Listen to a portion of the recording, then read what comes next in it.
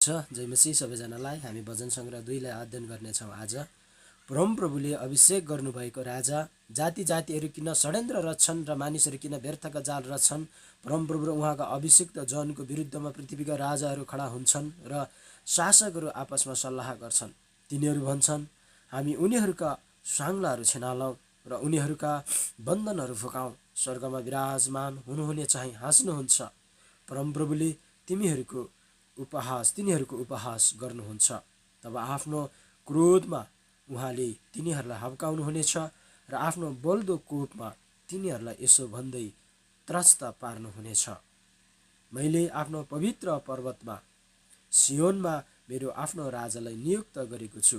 परमप्रभुको यो आदेश म घोषणा गर्नेछु। उहाँले मलाई भन्नुभयो, तिमी मेरा पुत्र हौ, आज मैले तिमीलाई जन्माएको छु।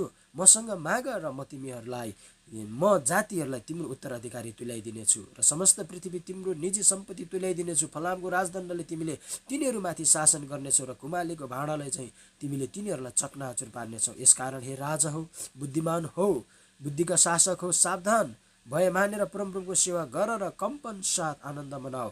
पुत्रलाई चुम्बन गर, नत्र त उहाँ रिसाउनु हुनेछ र तिमीहरू बाटैमा नष्ट हुनेछौ।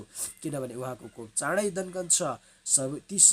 ती सबै धन्यका हुन् जो उहाँको शरण पर्दछन्।